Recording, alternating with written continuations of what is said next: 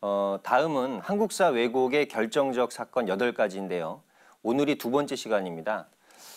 자, 그 공자의 춘추 필법과 동방 역사 왜곡에 대해서 이렇게 다루었는데요. 수호사님, 공자님 하면 유교를 만든 대성인인데요. 그렇죠. 그분이 이제 그 역사 왜곡을 했다. 뭐 이렇게 하면은 일반 사람들은 좀 받아들이기 어려울 것 같습니다. 예, 그 공자님은 그 역사에 큰 획을 남긴 그 성인이라는 것은 분명합니다. 네. 하지만 이 공자가 의도했건 또 안 했건 이제 그분의 그 가르침을 받은 그 후대 유학자들에 의해서 이제 우리 역사가 왜곡되고 파괴된 것도 사실입니다. 이런 점들에 대해서는 이제 도의적 책임이 있는 거고 또 비판받아야 될 것은 비판을 받아야 합니다. 네, 알겠습니다. 네, 우리가 성인들의 사상적 배경을 알려면 출생의 비밀을 알면 도움이 되는데요. 공자님은 서기전 551년 주나라의 제후국, 노나라의 산동서 곡부에서 태어났습니다. 먼저 시간적으로 공자님의 생존 시기가 춘추시대라는 게 중요한데요. 춘추시대라면은 주나라 왕실의 권위가 약해지고 또 제후국들이 천하 패권을 위해서 서로 다툼을 벌이던 그 혼란한 시기잖아요. 그리고 공간적으로는 태어난 곳이 산동성이라는 건데요. 산동성은 예로부터 우리 동이족이 살던 곳으로 동이 문화가 융성하던 곳이죠. 그러니까 그 영향을 공자님도 이렇게 받을 수밖에 없으셨겠죠. 또 3살 때 아버지가 돌아가시고 17세 때는 어머니가 또 돌아가십니다. 19살 때 혼인을 하고 20살 때 큰아들 백어를 얻고, 자, 그리고 이때부터 노나라 개씨 가문의 창고지기와 가축 사육 일을 같이 이렇게 하면서 주나라 관제와 예법을 공부했다고 합니다. 48살부터는 정치에서 물러나고 본격적으로 이제 제자를 가르치기 시작하고요. 54살 때는 이 한 무리의 제자들과 고국을 떠나서 천하를 또 유력하게 됩니다. 이때부터 14년간 천하를 떠돌다가 68살 때 다시 노나라에 이렇게 돌아옵니다. 그리고 71살 때 춘추를 드디어 완성하게 됩니다. 그리고 73살 때는 1000명을 다하고 노나라 도성 북쪽의 사수 언덕에 묻히게 됩니다. 사실 그 공자의 그 혈통을 보면 구야 언이냐라고 해서 자기 스스로 이 언나라 사람임을 밝히고 있는데요. 네. 언나라는 이 동이족이 세운 나라라는 게 정설입니다. 그렇죠. 예, 그렇죠. 구체적으로는 이 공자의 아버지 숭양헐은 언나라의 그 왕자이면서 나중에 이 송나라의 군주가 되는 그 미자의 그 후손입니다. 이제 공자는 이런 혈통에 대한 강한 그 자부심이 있었을 건데요. 그래서 공자는 이제 주나라 이전 그 언나라의 그 예양 문화를 되찾아서 세상의 혼란을 바로잡고 또 궁극적으로 그 원 뿌리인 요순 시대로 돌아가고자 하는 강렬한 그 열망이 있었습니다. 네, 우리가 고대 역사를 공부하다 보면 중국의 하은주 시대와 그 이전 요순 시대, 그 모두 문화의 그 상국으로서 단군 조선을 모셨다는 것을 익히 알 수 있는데요. 공자 스스로도 자신이 밝히고자 했던 그 예양 문화의 고향이 동이에서 시작했다. 뭐 이런 것을 이제 고백하고 있잖아요. 얘기 잡기 하편에 보면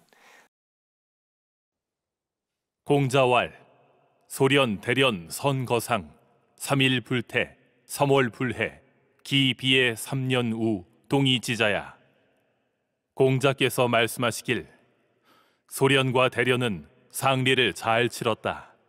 사흘 동안 게으르지 않고 석 달 동안 회의하지 않으며 1년 동안 슬퍼하고 3년 동안 근심하였으니 동이의 자손이다.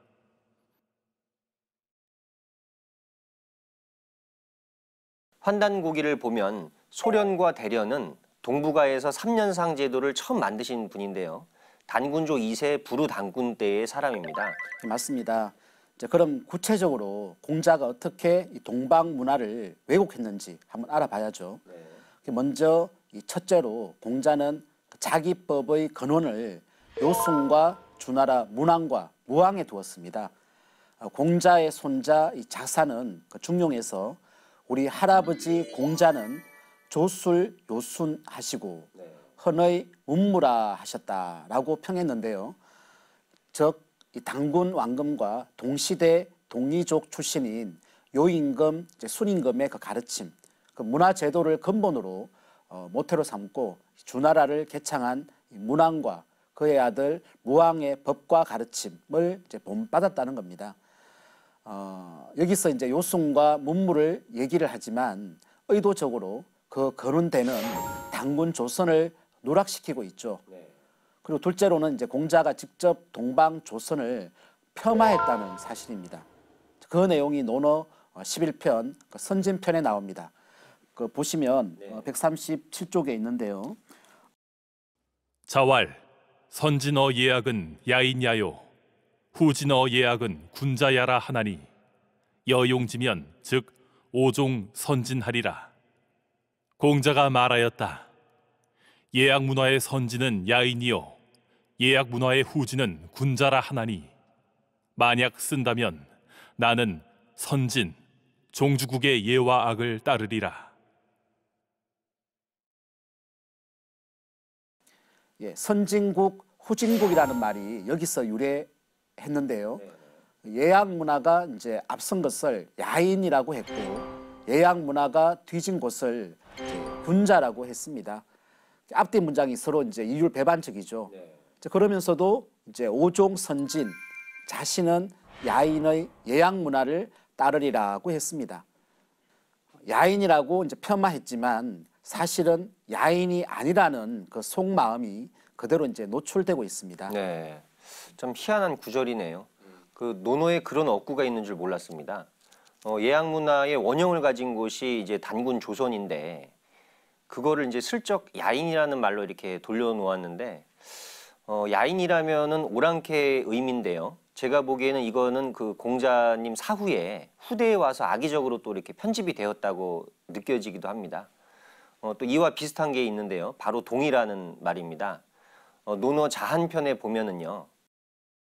자 욕거 구이러시니 호구알 루커널 여지하 있고 자왈 군자 거지면 하루지으리오.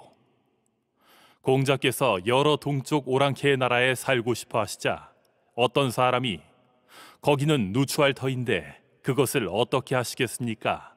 라고 말했다. 이에 공자께서 말씀하셨다.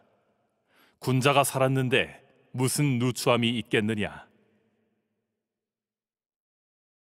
네, 설문회자를 보면 동이는 동방지이냐 종대종궁이라 했습니다. 동방의 사람들은 대자, 활궁자로 이렇게 상징이 될 정도로 큰 활을 잘 쏘는 사람들이었다는 건데요.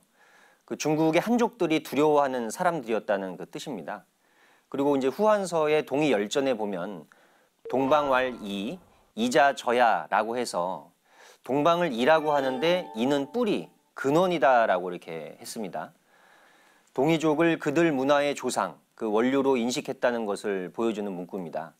그러니까 이런 동이의 의미가 중화사관이 자리 잡는 한나라 때 와서 오랑캐 의미로 이렇게 변질이 되는데요. 그 시작은 예기로부터 시작합니다. 그러니까 예기의 왕제편을 보면 동이를 남만, 그러니까 남쪽 벌레 이렇게 표현을 했고요. 서융, 서쪽에 창을 쓰는 사람들이다. 또 북적, 이리가 많은 북쪽 지방, 뭐 이렇게 이제 함께 그 비하해서 사용을 하는 거죠. 여기에 중국 사람들의 세계관이 잘 드러납니다.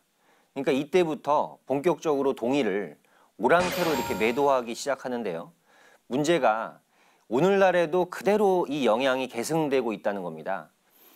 동이를 이스턴 바바리안으로 이렇게 번역을 해서 세계에 알려지고 있는데 이것을 우리 스스로 그렇게 또 알리고 있다는 거예요. 그러니까 통탄할 일이 아닐 수 없습니다. 제가 좀 보충해서 또 말씀을 드리면 동의에서 이 동자는 동쪽의 의미 외에도 이제 주인, 생명의 근본이라는 의미가 있습니다. 또 한편으로 이 동이라는 것은 모든 것을 묶는다, 매듭짓는다, 뭐 통일한다라고 하는 의미도 있다고 하는데요.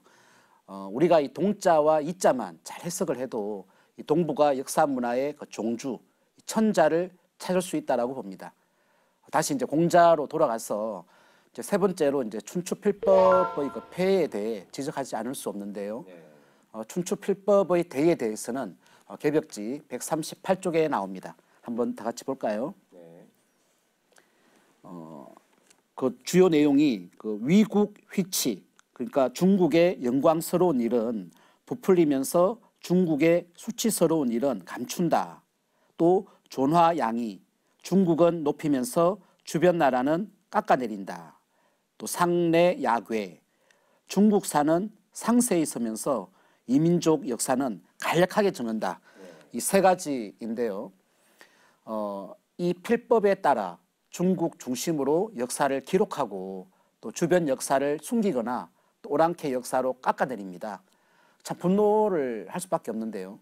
사실 이 공자의 말씀이나 또 기록, 유교 경전 어디에도 당군 조선의 정식 국호 조선이 기록되지 않았습니다. 후대 사람들이 자신의 문화 뿌리를 찾을 수 없게 해버린 거죠. 그렇게 이제 요순을 찾고 하운주를 찾았는데 그 정작 그 뿌리였던 동방의 천자국은 언급하지를 않았네요. 그렇죠. 이거 뭐 아무리 이제 성인이라고 해도 이거는 역사에 준엄한 평가를 또 받아야 된다고 생각을 합니다. 그렇습니다. 반드시 평가를 받아야 됩니다.